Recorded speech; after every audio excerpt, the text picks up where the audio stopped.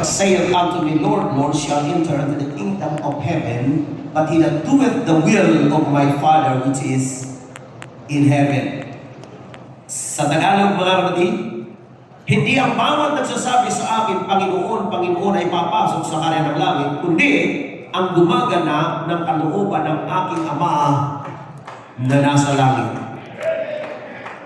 Hindi lahat ng tumatawag sa Panginoon ng Panginoon ay papasok sa karya ng langit, kundi ang gumaganap ng kalooban ng aking Ama na nasa langit.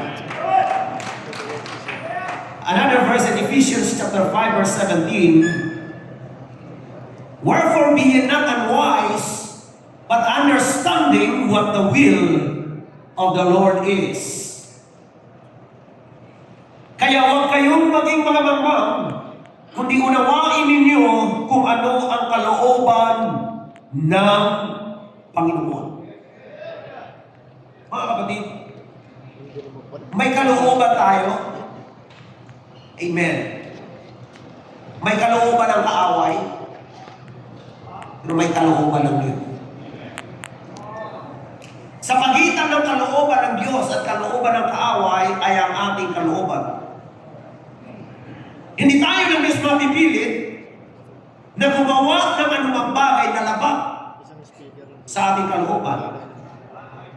Ang kalooban ng Diyos hindi nangyayari kuminsan sa tao sapagkat hindi tumutugma sa kanyang sariling kalooban. And sometimes, we want God to adjust. Nais natin na ang Diyos ang mag-adjust para mag-fit sa ating kalooban. May tanong ako sa mga tatay ngayong umaga. Willing ba kayo na isuko ang iyong kalooban para masunod lang ang kalooban ng Diyos? Hallelujah. Purihin ang ating Panginoon.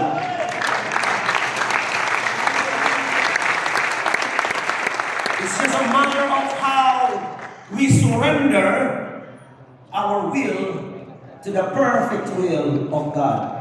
Amen. Paano natin sinusuko ang ating kalooban sa kalooban ng ating Panginoon? Sa ating notes ay meron pong quotation from David Jeremiah.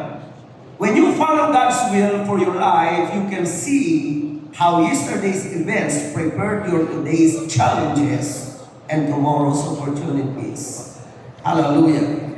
Kapag sinusundan natin ang kalooban ng Panginoon, mga kapatid, makikita natin, hallelujah, kung paano ang ating mga nagdaang mga pangyayari sa ating buhay ay inihanda tayo para sa mga hamon sa panahon na ito at sa mga pagkakataon sa darating na panahon.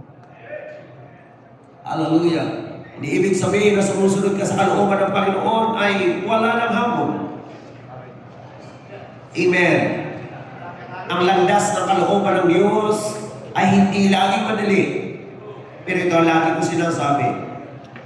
Kahit mahirap, basta kalooban ng Diyos, sagot ka niya. Sa kabilang banda naman, kahit anong pagsisikap mo, kapag hindi kalooban ng Diyos, mahihirapan ka lang. Amen ba? Right. Your ability is not sufficient to make your life successful. Amen. Ang ating matataong kakayanan ay hindi sapat, mga kapatid, upang tayo ay magtagumpay. Hindi tayo pwedeng magtagumpay apart from God's will. Hindi tayo pwedeng magtagumpay ng hiwalay sa kalooban ng Panginoon. Hallelujah. Ang pagsunod sa kalooban ng Diyos ay mahalaga sapagkat ang gumagawa lamang ng kanyang kalooban ang may katiyakan ng kaligtasan. Alam natin na ang kaligtasan ay by grace. Through faith. Amen. It is by grace in a sense na ginawa ng Diyos lahat. Wala kang pwedeng itulong sa biyaya ng Panginoon. But when it comes to receiving grace by faith, faith should be an active faith. Faith without work is dead. Kung walang gawa ng pananampalataya, patay mga kapatid. Tama ba? Kung sinasabi sa inyo, yung iba, pinipintasan tayo daw ay saved by works. Ang ating sagot, we are saved by grace through faith. At kung walang faith, walang grace. At ang totoong faith, ang saving faith, mga kapatid, is an active faith. Not just a passive, not just an intellectual knowledge, mga kapatid, kundi ang pananampalatayang gumagawa, mga kapatid, sa pamamagitan ng pagsunod sa Panginoon. Ang sabi ng Matthew 7:21, hindi ang bawat nagsasabi sa akin, Panginoon, Panginoon, ay papasok sa karya ng langit, kundi ang gumaganap ng kalooban ng aking Ama na nasa langit. Ang pagtawag sa Diyos ay magandang bagay.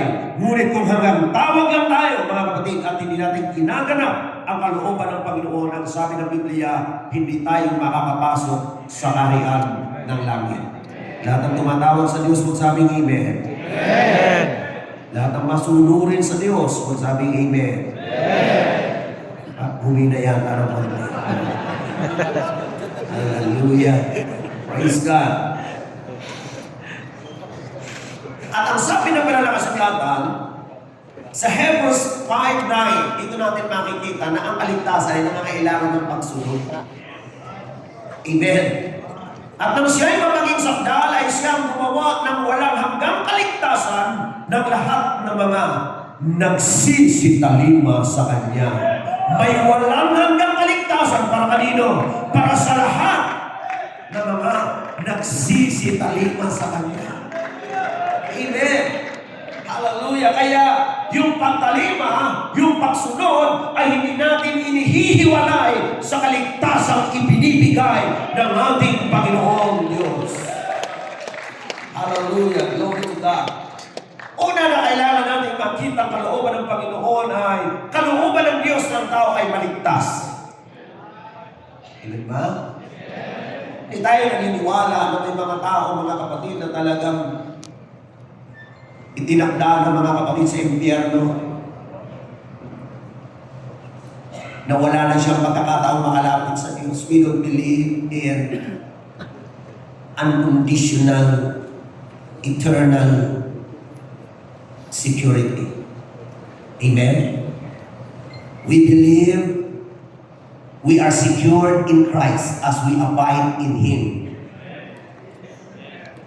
Pag lumabas ka kay Kristo, hindi mo masasabing ligtas ka. Amen ba? Kalooban ng Diyos ng tao ay maligtas. Sabi po ng 1 Timothy chapter 2, verse 3 to 4, ito'y mabuti at nakalulugod sa paningin ng Diyos na ating tagapagligtas na siyang may ibig na ang lahat ng mga tao'y mamaligtas at makakaalam ng katotohanan. Sino ang may ibig na ang lahat ay maligtas? Ang ating Diyos. Ibig niya na ang lahat ay maligtas. Amen. Kaya kung mayroon mang hindi maliligtas, hindi po kasalanan ng bisyo. Right. Amen ba? Right. Dahil ibig niya ng lahat ay maligtas. Kaya nga, nais niya, inutos niya na ipangaral ang Ebanghelyo sa lahat ng sanglibutan, mga kapatid, sa lahat ng tao sa mundo. Bakit? Nais niya na ang lahat ay maligtas. At ang sumunod na verse, basic sa atin to. Pero ginagamit natin ito para mag-share sa iba. Tama ba? Amen. Kung hindi natin ma-recall kung paano tayo naligtas, hindi natin maikikwento sa iba. At hindi rin natin sila maaakay. Tama ba? John chapter 3 verse 3, sumagot si Jesus at sa kanya sinabi, katotohanan sinasabi ko sa iyo, maliban na ang tao ipanganak na muli ay hindi siya makakakita ng kaharian ng Diyos. Kailangan ng tao ipanganak na muli. Hindi ko naunawaan ni Nicodemus, mga kapatid, at nagtanong siya, anong tao ipapanganak kung siya matanda na? Makakapasok mo ba siya sa tiyan ng kanyang ina upang ipanganak? Ang sagot ni Jesus sa verse 5 ay ganito. Sumagot si Jesus, katotohanan sinasabi ko sa iyo, maliban ang tao yung panganak ng tubig at ng Espiritu, ay hindi siya makakapasok sa kaharian ng Diyos. Amen. Kaya ibinabahagi natin sa lahat ng mga tatay na nag-evangelize, magsabing Amen. Wow! Hallelujah! Nakaka-bless mga kapatid, mga tatay na nag-aakay ng mga kaluluwa, mga kaibigan, mga kumpare. Huwag kayong mahiya na dalhin ang Ebanghelyo sa kanila sapagkat ito ang kapangyarihan ng Diyos sa ikaliligtas. Lahat na nakamemorize ang Acts 2:38, magsabing Amen. Sabay-sabay natin bigkasin. Ready? Go!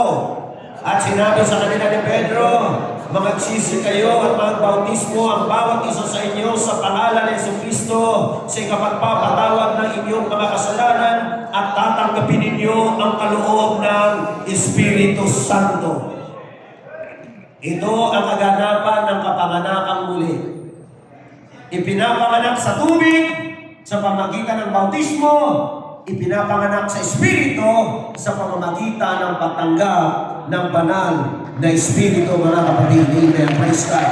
At kapag nangyari itong Acts 2:38, hallelujah, sa tao, nangyari yung sinabi ng Panginoon na ikaw ay ipinanganak na muli. Nagpapasalamat po ba kayo na kayo ay bilong sa apostolic faith? Hallelujah! Na itinuturo sa amin, mga kapatid, kung paano maligtas. Pangalawa, kalooban ng Diyos na tayo ay manatili sa Kanya. Kung minsan madali mag-umpisa, pero yung manatili.